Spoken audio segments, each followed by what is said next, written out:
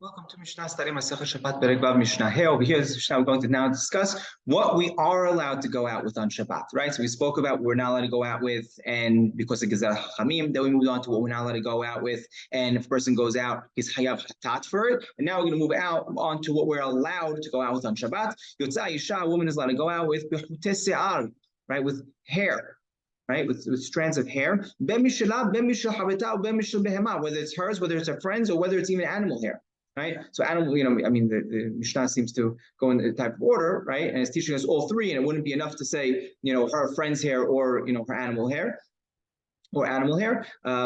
Firstly, maybe animal hair person wouldn't be allowed to go on. Maybe that's considered carrying. But even if it only said animal hair, we may not have necessarily known that she's allowed to go with her friend's hair, right? Because sometimes a friend's hair could be, I don't know, a person could become, somewhat disgusted. I don't know, maybe the person's sick, maybe start to, to fall out or whatever it may be, and they may come to take it out on, take it off her head on Shabbat while she's walking in the street. Say, no, we don't worry about that. She's allowed to go with any of these in her hair, right? I think this would be the law for extensions today, right? Allowed to go out with it on Shabbat.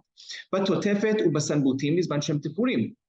Right, we mentioned these. This was the band that went around, and the ornaments that hung down from her forehead. They're allowed to go out with them when they're tied to the hairnet. Uba kivul, right, with the kivul itself, right, the net itself. Uba pe'anochrit b'hatzer, and with a wig, right? A wig that's made from foreign hair. So they would take a lot of hair and make a wig out of it. I mean, it's very popular today. She's allowed to go out with this to the courtyard, right? This is interesting. A lot of discussion of how wearing a wig today as a source of hair covering, is a lot of it, has its roots, discussions from this Mishnah. You're allowed to go out to the courtyard with it, right? You're not allowed to go to the Shut Rabim with it.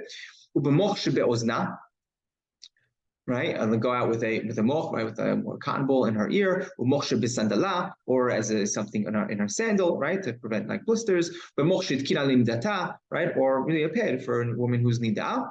But right, with pepper or with a crystal salt, piece of salt, or anything that she wants, she puts in her mouth. As long as she doesn't put it in her mouth at the first time at the onset of Shabbat. Right? If it was there from before, then you could keep it in, but you can't go ahead and put it in your mouth on Shabbat. Shen totevet v'shen shel zahav. Shen totevet is a false tooth, right? That they would, literally stick a tooth in between. If this tooth fell out, they would have a false tooth, and they would put it in, possibly even daily. They're like v'shen shel zahav, all in a golden tooth. That would be like a tooth covering.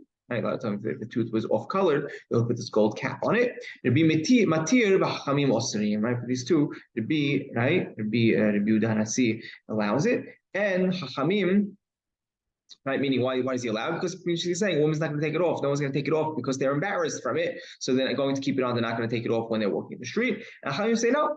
Right, you're not allowed to because we worry that she may take it off and show it to someone in the Shut Rabim, and therefore you're not allowed to go out with it. And halacha is like Chacham.